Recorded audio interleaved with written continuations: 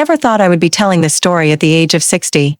You would assume that when you reach this age, life finally starts to make sense. You think the storms calm down, that the heartbreaks stop coming, that the world stops testing you the way it used to. But life doesn't care how old you are.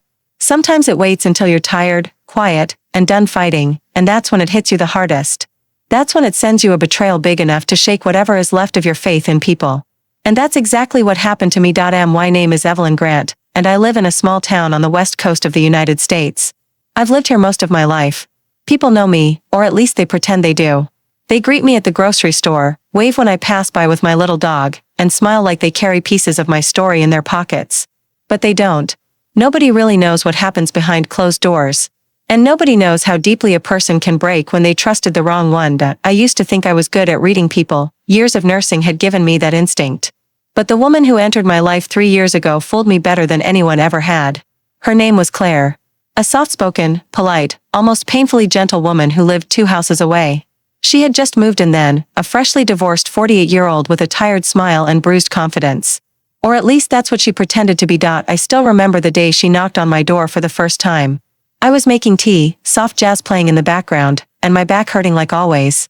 I heard the knock and figured it was the mailman. But when I opened the door, there she stood with a shy smile and a plate of freshly baked cookies. "Hi, I'm your new neighbor," she said, her voice warm enough to disarm anyone. I invited her in without hesitation. And maybe that was my first mistake, opening the door too quickly. She complimented everything: my house, my garden, my teacups, my stories. She made me feel seen, appreciated, almost youthful again.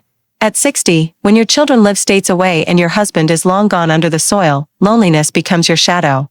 And Claire stepped right into that empty space as if she had been waiting for it for months. She visited every other evening. Sometimes with cookies, sometimes with wine, sometimes with nothing but that gentle smile that made you want to trust her. We talked about life. She shared stories of her divorce, about how her ex-husband had taken everything.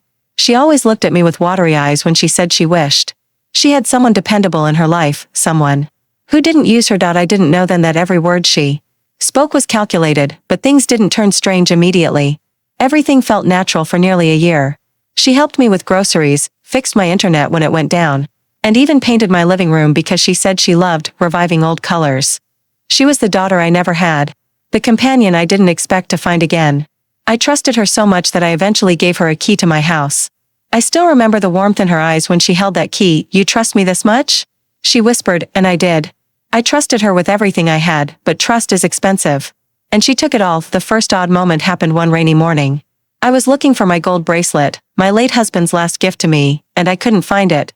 I searched everywhere, every drawer, every old box, even the laundry basket. It wasn't there.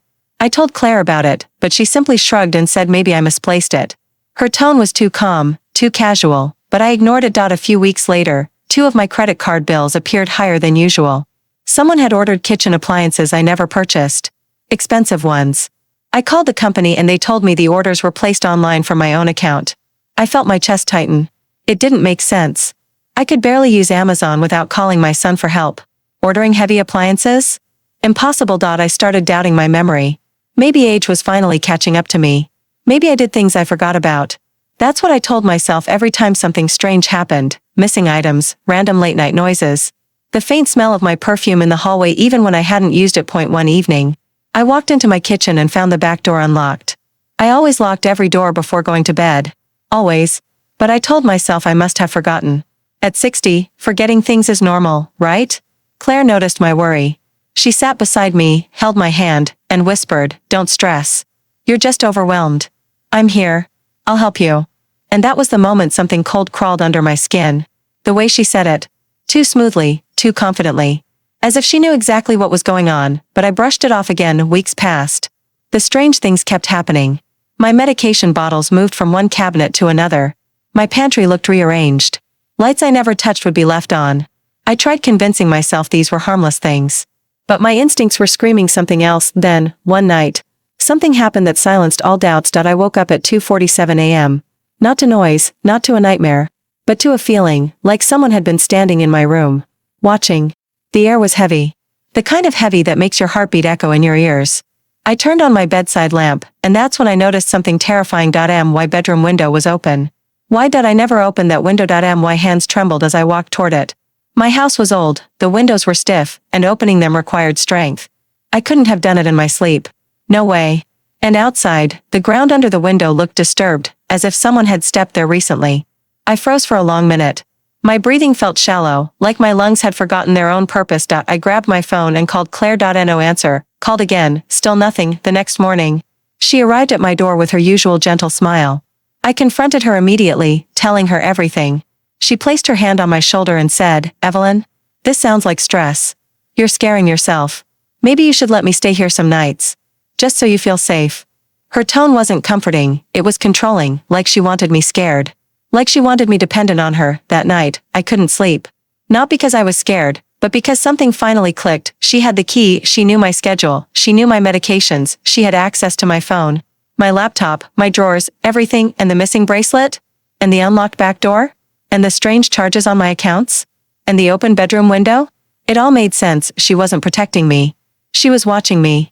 Studying me. Slowly pushing me into doubt, fear, and dependence. From the beginning, she wanted something bigger than friendship. She wanted control, and for the first time in years, something old and fierce rose inside me. Something I thought I no longer had the strength to feel. I wanted answers, and I wanted to take my life back, even if it meant playing the same game she was playing. The morning even if it meant pretending I still trusted her. I sat alone secretly planning to expose everything she had done, creeping through the curtains. My hands were cold even though the room was warm. I felt something I hadn't felt in years, not fear, not confusion, but clarity. A sharp, undeniable clarity that cut straight through the fog she had been building around me for months. I wasn't losing my memory. I wasn't imagining things. I wasn't confused. Someone was doing this to me. And that someone was Claire. For the first time in a year, my world made sense again. Terrible, frightening sense. But sense. That alone gave me strength. I decided that morning that I wasn't going to confront her, cry, or ask for explanations. I had trusted her once, and she had used that trust against me. I was too old to start a war, but I wasn't too old to plan a quiet one. Sometimes the slowest steps make the loudest noise. And I wanted my steps to be loud enough that she would hear them even when she slept, but I had to act like nothing had changed. She arrived around 10 a.m. with a bag of groceries I never asked for. She let herself in using the key I had given her, a mistake that still felt like a knife in my stomach. "Morning, Evelyn," she said cheerfully, as if she hadn't possibly stood at my bedroom window at midnight. As if she hadn't been rearranging my life with her hands behind my back. I forced a smile and pretended everything was normal. Pretending is a skill you learn with age. I learned it in my marriage, in motherhood, in grief. And now, I was using it against the one who thought she had outsmarted me. "You look tired," she said, her eyes scanning my face too closely. "Did you sleep well?" I nodded. "Better than usual." Her smile twitched for a moment. She didn't expect that answer. Maybe she wanted me exhausted, confused, weak, easy to manipulate. But I had already started pulling myself back together, and for the first time, she sensed something was off. She placed the groceries on the counter and lingered near the fridge. Her eyes sliding over every corner of my kitchen like she was checking something. Maybe checking if I had found what she had taken. Or what she had planted. I watched her silently, every movement, every tiny expression. She was too familiar. Too comfortable. Too confident inside my home. Like she had rehearsed this life. That's when my first step of the plan began. I told her, casually, "My son is coming to visit soon. He's getting worried about me living alone." Her head snapped up. For a moment, just one small moment, her smile cracked. A flash of something cold, irritated, maybe even threatened passed through her eyes. She recovered quickly, but I saw it. "Oh? That's great," she said, forcing warmth. "It'll be good for you to have someone around." I kept my face blank. "Yes. He wants to look through my finances, too. Just to make sure everything is okay." Another crack, another flicker in her eyes. That was step one. Let her know someone else was coming into the picture. Someone younger, stronger, harder to fool. Someone who could ruin whatever plan she had for me. She left early that day. Too early. Without her usual stories, without her usual lingering. She walked home with a stiff back and her jaw tight, like she was rethinking everything, and the moment she closed the door, I felt the first breath of relief, but I wasn't safe yet. This was just the beginning. That afternoon, I sat with my notebook, the one she didn't know I still had. Over the past year, she had convinced me to use my phone for everything, telling me notebooks were old-fashioned. Now I knew why. Phones could be accessed. Notebooks couldn't. I wrote down everything, the missing bracelet. The credit charges. The unlocked doors. The open window. The strange smells. The lights left on. The rearranged shelves. The things moved. The lies she told. My instincts, every tiny detail. This wasn't just for my memory. This was evidence. If something ever happened to me, people would know exactly where to look. The next step of my revenge plan came quietly. A simple phone call to my bank telling them I wanted a full printed statement of every transaction for the past year. They asked me several times if something was wrong. I didn't give details. I simply said, I need to check something. Then I called a locksmith and asked if they could visit tomorrow. They would remove the lock she had access to and install a new one. And I would keep the spare key somewhere she would never find. By the evening, I already felt stronger. My spine straightened, my shoulders lifted, and my voice returned to its natural firmness. I had been shrinking under her shadow, but now the lights were turning back on. And that made her nervous. She came back around 7 p.m., pretending she forgot her scarf. I knew the scarf excuse was a lie. She wasn't cold, and she hadn't brought one earlier. She just wanted to check if I was alone, if anything looked different. If I was still under her control. I greeted her with the same warm smile she always used on me. It's on the couch, I said before she could even ask. She blinked. Oh, good. She walked inside, but her eyes were scanning the room again. She looked at my notebook for a little too long. She looked at my kitchen cabinets. She looked at my purse. She looked everywhere except at me. That's how I knew she wasn't here for the scarf. She was making sure her plan wasn't falling apart. I asked, would you like tea? She hesitated. No, not today. That was unusual. She never refused tea. It was our routine.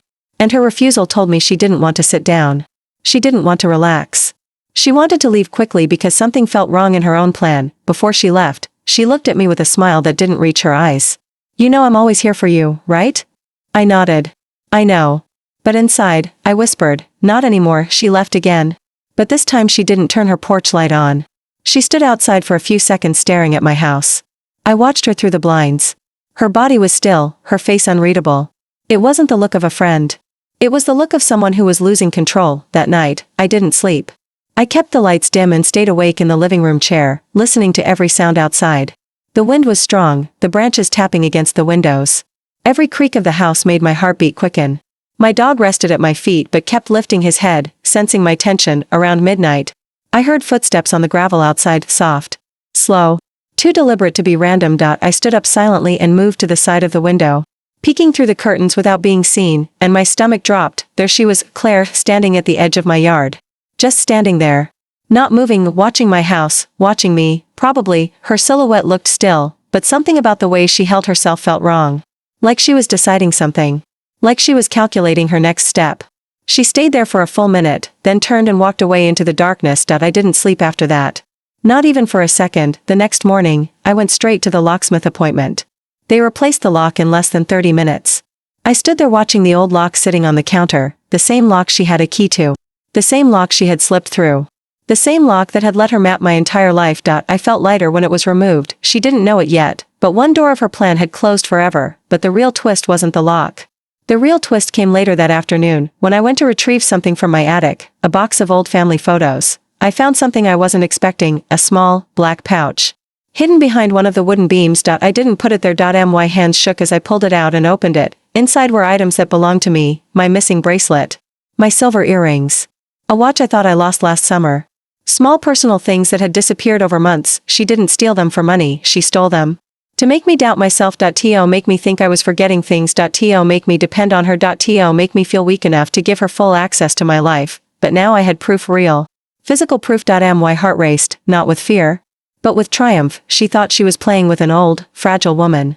She didn't know that age teaches you something youth never can. How to rise quietly, strike smartly, and watch someone's entire plan fall apart in slow motion. And I wasn't done, not even close. The moment I found that small black pouch in the attic, something inside me shifted. It wasn't fear anymore. It wasn't panic. It wasn't even rage. It was certainty, cold, steady, unshakable. Everything I had doubted for months suddenly had a shape, a direction, a face. I wasn't imagining things. I wasn't losing my mind. Someone was actively breaking pieces of my life apart and placing them back where I would trip over them, and now I knew exactly who it was. For hours, I sat on the attic floor with the pouch in my lap, touching every stolen item one by one. My bracelet. My earrings. My old watch. Even a brooch my husband had gifted me decades ago, something I thought I misplaced during the move. She had been collecting pieces of my life like trophies. Not to use, not to sell, but simply to watch me panic every time something disappeared. This wasn't petty theft, this was psychological warfare. I closed the pouch, tied it tightly, and placed it in my locked bedroom drawer. I wanted to confront her, scream at her, ask her why she did this to me, what she wanted, what she planned. But I held myself back. I couldn't move too fast. If I confronted her now, she'd twist it, deny it, pretend to be the victim, maybe even destroy the real evidence. I needed more. More proof. More certainty. More control, but she must have sensed something changed in me, because the very next day, she showed up earlier than usual. She didn't knock. She used her old key, walked in confidently, and froze when the door didn't budge. She tried again, then again, then again. The new lock didn't match her key. I watched from the window as her expression shifted. Confusion. Then irritation, then something darker. She knocked on the door, pretending to act casual. I opened it with a warm, innocent smile. "Oh," she said, trying to hide her annoyance, "I think the lock is jammed. My key isn't working." "It's not jammed," I replied gently. "I changed the locks yesterday. For safety." Her eyes widened slightly. "For safety? You never mentioned." I realized giving out keys wasn't a good idea anymore, I said, still smiling. "I need to be more careful." She stared at me for a long moment. And for the first time since I met her, there was no fake kindness in her expression. Just calculation. Pure, cold calculation. "Right," she whispered. "Of course. You should feel safe." The way she said it made my stomach twist, not because she scared me, but because I knew she was already planning her next move. She didn't enter my house that day. She stayed on the porch and asked a few harmless questions: how I slept, if I needed groceries, if the wind was too strong last night. Every question was a dig. A test. A way to check if I suspected anything. I gave her nothing. She left after a few minutes. But something told me she wasn't done, and I was right. That night, around 11 p.m., long after I turned off the lights and pretended to sleep, I heard footsteps outside. Slow. Careful. Not the wind. Not an animal. Human. I stayed still in my bed, my breathing steady but shallow. And listened. The steps paused near my bedroom window, the same window that had been mysteriously opened weeks ago, the same window she might have used before. A soft scraping sound followed. Metal against glass. She was trying to open it again. Testing it. Checking if she still had access to me, but this time, I had nailed the window shut from the inside. When it didn't budge, she stopped. The silence outside became heavier, so heavy it made my pulse throb in my ears. Then I heard her step back. 2 slow steps. Then, stillness. As if she was standing there, watching me through the glass. I stayed frozen, barely blinking. After a long moment, the steps started again, moving away from the window, down the side of the house, and finally disappearing into the darkness. I didn't sleep after that, not because I was scared, but because I finally understood something important. She wasn't just trying to scare me. She wasn't just manipulating me. She wasn't just controlling me. She wanted access, constant access, to my home, my life, my mind. And when I blocked the door, she tried the window. This wasn't friendly concern, this was obsession. The next morning, I knew I had to move faster. I booked an appointment with a small private investigator, someone local, someone discreet, someone who wouldn't dismiss me because of my age. His name was Michael Carter, a retired police officer in his late 50s. When I explained everything to him in the cafe booth, his expression changed from polite interest to serious concern. I showed him the pouch, the missing items, the bank charges, the notes I had written. He didn't look at me like I was imagining things. He didn't smile in pity. He just listened silently, analyzing every detail. "You're not confused," he finally said. "You're being manipulated. And whoever this woman is, she's done this before. I can tell." My stomach sank. "You think she's done this to other people?" "I'd bet on it," he replied. "Someone this patient, this subtle. They don't start at 60-year-old neighbors. They practice." His words hit me harder than I expected. I wasn't her first victim. I was just the latest. Michael leaned forward. "I'll run a background check on her. Don't confront her yet. Let her believe everything is normal." That part one could do. I'd been pretending for months. When I returned home, I saw her through her front window. Standing there. Watching mine. Her eyes followed me as I walked up the steps. She didn't wave. She didn't smile. She just watched, her face unreadable. She knew something was slipping out of her hands. She stopped coming into my house after that, but she didn't stay away. Every day, she found a new way to remind me she was still watching, catching me checking my mailbox, showing up when I took out the trash, passing by during my evening walks, and always pretending it was a coincidence. One afternoon, she appeared behind me at the grocery store and placed her hand gently on my shoulder. "You've been distant lately," she whispered. "I hope nothing changed." Her fingers were cold. I looked her straight in the eyes and smiled politely. "Everything's fine." She held my gaze for a long moment, searching for cracks, for weakness. When she found none, she slowly lifted her hand and walked away, but her silence that day wasn't peaceful. It was threatening. That night, my phone rang once. Unknown number. It stopped before I could answer. Then again. And again. 3 times. Short, deliberate calls. As if someone wanted to remind me I was being watched even through the phone, but I didn't break out, I didn't panic out, I was waiting for what Michael would find, and 3 days later. He called me, his voice was heavy. "We need to meet," he said. "I found something." The way he said it made my heart jolt that I drove to the cafe again. He was already there, a thick folder on the table. When I sat down, he didn't start slowly like before. He opened the folder and slid a document toward me. "This woman isn't who she says she is." I stared at the paper. A different name. A different state. A different age. A history of fraud. A restraining order from another elderly woman, and one thing that made my blood run cold, she had changed her identity 3 times in 7 years. My hand trembled slightly as I turned the pages. Every detail painted the same picture: someone who preyed on trust. Someone who gained access to vulnerable people. Someone who manipulated quietly, from inside their homes, until their lives became hers to control. But the last page was the worst. A list of items stolen from her previous victim. Every item small, personal, meaningful, just like mine. The pattern was the same. She played innocent. She gained trust. She got access. She harvested bits of their lives, but something was different in my case, something Michael pointed out. This is the first time she stayed this long with someone. Usually she moves on much quicker. That means one of 2 things: either you were harder to manipulate, or she wanted something bigger from you. My breath hitched. Bigger? Like what? But Michael wasn't done. He leaned in. "Evelyn, I think she's planning something more serious this time." My chest tightened. "What do you mean?" He exhaled slowly. "I mean she's escalating." I sat there, frozen, the noise of the cafe fading behind me, escalating. A woman who had invaded my home, rearranged my life, studied me silently. Was planning something worse? I held the folder tightly. Now I wasn't just surviving her game. I was fighting back. But what I didn't know, what I couldn't know yet, was that she had already realized someone else was helping me, and she had already begun her own counterplan, and the next move she made was the one I never saw coming. I don't know if it was courage or madness, but that night I stood in my silent living room holding a cup of tea I didn't even sip, and waited. My heartbeat was loud, embarrassingly loud for a 60-year-old woman. Outside, the wind was restless. The world felt unsettled. And I kept repeating to myself, not fear, not anymore, not tonight. It felt surreal that just a few weeks ago I trusted Rachel more than anyone. I let her into my home. I let her into my life, and she slipped into every corner like a gentle shadow. But now I knew that shadow had teeth. I checked the time. 11:43 p.m. She always came between 12 and 12:30. Always. Her pattern was her weakness. I turned off the lamps, left only the dim hallway bulb on, just enough to see, just enough to record everything. The cameras were already rolling. I stood near the kitchen door, listening to the faint hum of the fridge, trying to calm the storm building inside me. Then, click. The sound was small, but it cracked through the silence like lightning. My back straightened. My breath froze.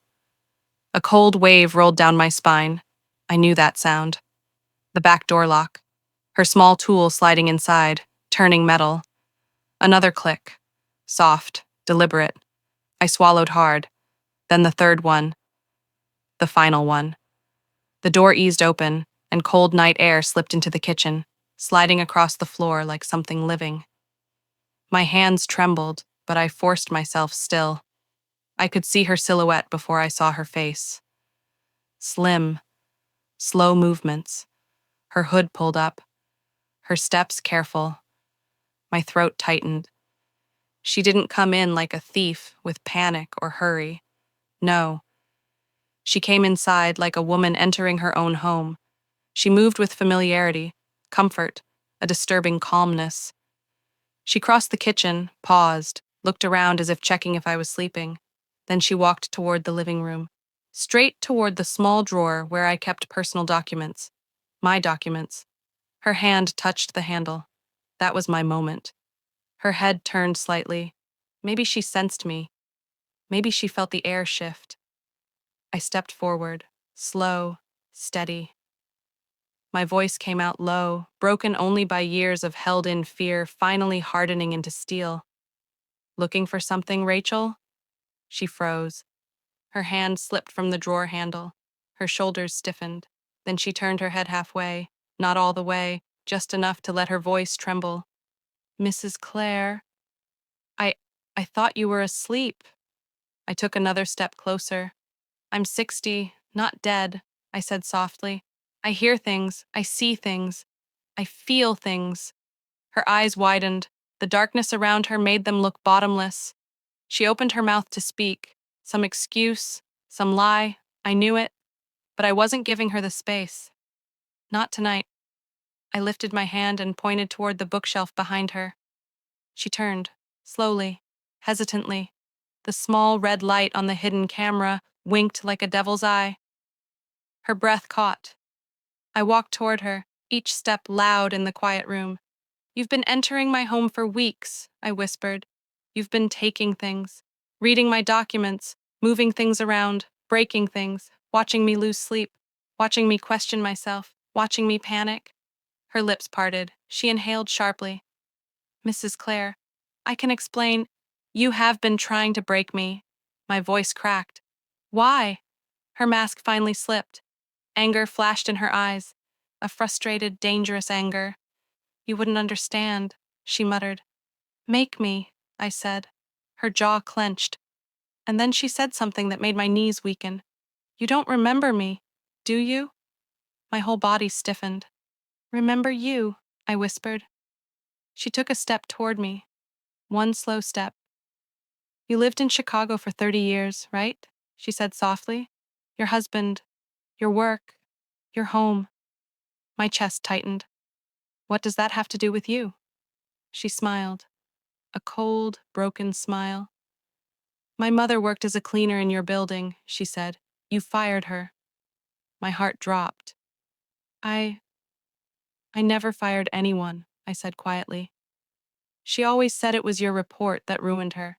She lost her job, she lost income, she lost everything, and she said, her voice cracked, she said one rich woman destroyed her life. My breath shook. I knew the incident she meant. I knew it because I had never forgotten it. Her mother was caught stealing from 3 apartments, including mine. The building management handled it. I wasn't the one who filed anything. I never even saw the report. The board did.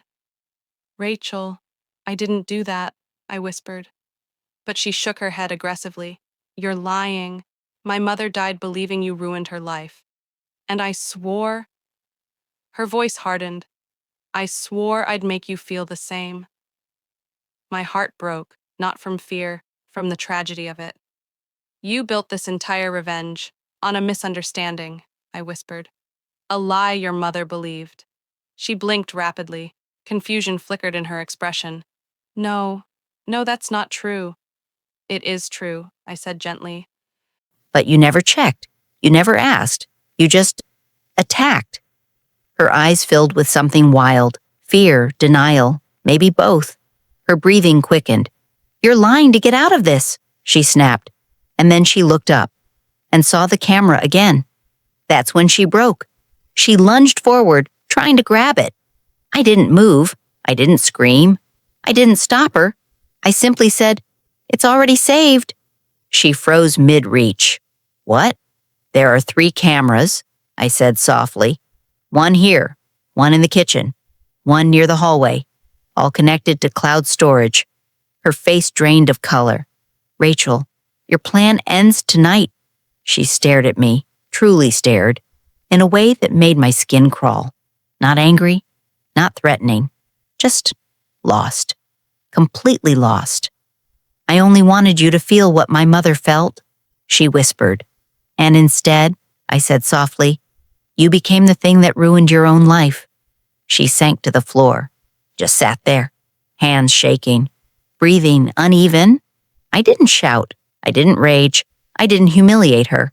I simply picked up the phone, stood a few feet away, and dialed the number. Her eyes widened when she realized what number it was. No, please, she whispered. But I didn't speak to her. I spoke to the voice on the other end. Officer, yes, this is Claire. My neighbor has broken into my home. I have everything on camera. Please come quickly. Rachel buried her face in her hands. I didn't want it to end like this, she whispered. Neither did I said quietly. But you made every choice that brought us here. The minutes until the officers arrived felt like hours. Rachel didn't run. She didn't move. She just sat there, shaking, a trapped animal whose fight had drained out. When the police lights flashed through my windows, I felt something unexpected. Not triumph, not victory, not satisfaction. I felt grief. Grief for a girl led by hate. Grief for a mother who left her with lies. Grief for a life twisted by revenge that never had to be. The officers entered, told her to stand, told her to turn around, told her to walk outside. She looked at me one last time. Her eyes weren't angry anymore, just deeply, painfully empty. "I'm sorry," she whispered, and for a moment, I believed she truly was. Then she disappeared into the night with the officers. My home finally felt safe, yet a heavy silence settled inside me. Revenge is never clean. It always leaves a stain behind. And that stain stayed with me all night as I sat by the window, watching the street, listening to the echo of everything that had just happened. That night, after the officers took Rachel away, the house felt different. Not peaceful. Not yet. Just strangely hollow, like the walls themselves were exhaling after weeks of holding their breath. I sat in the armchair by the living room window, watching the police car disappear into the darkness.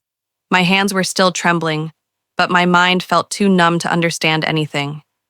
Silence spread across the house. Not the scary kind I'd been living in for weeks, but the heavy kind that settles after a storm finally stops. The kind where everything looks the same, yet nothing feels the same anymore. I didn't sleep, not even for a second. Every time I closed my eyes, I saw Rachel's face.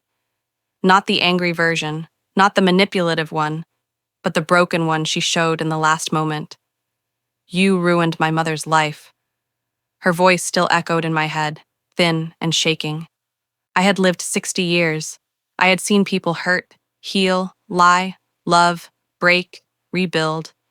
But I had never seen a revenge built on a memory that wasn't even real. Around 6 a.m., when the sky began to lighten, I finally stood up and made myself a cup of tea. The steam warmed my face, grounding me in reality. I walked to the back door, the one she used to sneak in. Fingerprints smudged the metal, scratches around the lock from her tool. I brushed my fingers over it, exhaling softly. "So this is where it all started," I whispered. Yet deep down, I knew that wasn't true. It didn't start at this door. It started long before that. It started with a girl who grew up believing a lie so big that it shaped her entire identity. And I wasn't angry at her anymore. How could I be? Someone fed her pain until she swallowed it as truth. I spent the entire morning cleaning the house, not because it was dirty, but because I needed the movement, the distraction, the feeling of control. Whenever I wiped a surface, the memory of her moving through the house returned. Her fingers sliding over my shelves, my drawers, my personal things. She had treated my home as her hunting ground. But now it was mine again. By noon, I finally sat down with my laptop to check the recordings. My hands shook as I clicked the first file. There she was, entering the kitchen, moving through the dark like she belonged to it, opening drawers, reading papers, pausing to listen for footsteps. The more I watched, the more I felt a strange, hollow ache in my chest. She didn't look like a monster. She didn't look evil. She looked scared, lost, driven by a purpose she barely understood. For a moment, I closed the laptop and pressed my face into my hands. "Why didn't you ask?" I whispered to myself. "Why didn't you just talk to me?" But people chasing vengeance don't talk. They don't ask. They don't check if they're wrong. They only follow the fire burning behind their eyes. Later that afternoon, the officers called me to come to the station. Not for a confrontation, just for a statement. When I walked into the station, the air felt colder, cleaner, more sterile than my home had been for weeks. A young officer with tired eyes guided me to a small interview room. "Thank you for coming, ma'am," he said politely. "I know this has been a stressful night." I gave a small nod. "Has she said anything?" I asked quietly. He hesitated, then said, "She's talking, but her story keeps changing." Of course it did. Even she didn't fully know the truth. They recorded my statement. I told them everything from the first missing bracelet to the final night. The officer took notes, asked questions, nodded slowly. When we were done, he exhaled deeply. "This case is messy," he admitted. "She's not a criminal in the traditional sense. More like," he searched for the word, "hurt, confused, desperate." I knew that already. I had seen it in her eyes. I left the station and returned home, feeling lighter and heavier at the same time. Like I had let go of something, but gained something else. Something heavier than fear. For the next 2 days, I barely spoke to anyone. I didn't open the curtains. I didn't watch TV. I didn't read. I just sat in the quiet, trying to understand why this happened, why I was the target, why life at 60 still had lessons left to teach me. On the third day, I received a call from the same officer. "Ma'am," he said carefully, "she's asking to speak with you." My breath caught. "Speak with me?" I repeated softly. "You're not obligated," he said quickly. "It's your choice." But she asked. I didn't answer right away. My heart pounded in my chest. Every instinct told me to say no. Every memory told me to stay away. But something deeper, something old in me whispered, "You won't move on unless you hear her." So I said yes. The next morning, I went back to the station. They took me to a partitioned room, glass in the middle, 2 chairs, 2 lives separated by a mistake neither of us made. When she walked in, I barely recognized her. Her hair was tied messily. Her face was. Her face was pale. Her eyes were swollen from crying. She sat down slowly, not looking at me at first. I didn't speak. I waited. Finally, she looked up. Her voice trembled. "I thought hurting you would bring me peace," she whispered. But it didn't. It made everything worse. I swallowed hard. She continued, voice cracking. "My mother. She told me the story so many times. She said a woman who lived above us complained and got her fired. A woman with jewelry, with books, with a soft voice." She paused, tears brimming. "I remembered you from years ago. You look like her. I convinced myself you were her." My heart sank. "Rachel," I breathed out slowly, "your mother wasn't fired because of me. The building board discovered the theft. I never reported her." She blinked rapidly, her lips shaking. "Then all this time," her voice trailed off, collapsing under the weight of truth. "Yes," I whispered. "All this time." She lowered her forehead to the glass, eyes squeezed shut. "I'm so sorry," she choked out. I ruined your peace. I scared you. I broke into your home. I just wanted to hurt someone the way I was hurt." There it was, the real face of vengeance, not power, not justice, just pain wanting company. I didn't stand. I didn't shout. I didn't condemn her. I simply placed my hand against the glass, inches from hers. "Revenge doesn't heal," I said softly. "It only spreads the wound." Her tears fell harder. "I didn't know how to stop," she whispered. "You stop," I said, "the moment you admit you're wrong."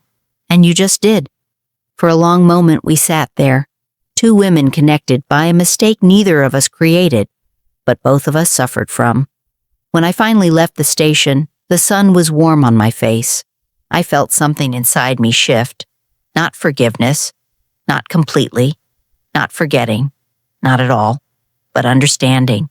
In the days that followed, I changed the locks, installed new lights, strengthened the doors, not out of fear, but out of wisdom. Fear had left my home, and wisdom had taken its place.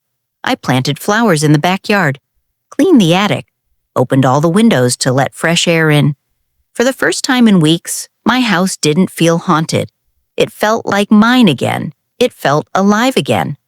One evening, as I sat at the window with tea, I whispered to myself, "Pain travels, but so does healing." And I realized something important. Growing older doesn't protect you from betrayal, but it does teach you how to rise from it. I survived something meant to break me. I exposed what was hidden. I reclaimed my life. And in the end, I chose understanding over hatred, because sometimes the strongest revenge isn't destruction, it's rebuilding. And I rebuilt myself piece by piece, until the fear faded, until the silence felt peaceful again, until I became whole in ways I didn't even know I needed. The storm passed, the shadows left, and the home I almost lost became the place I finally found myself again.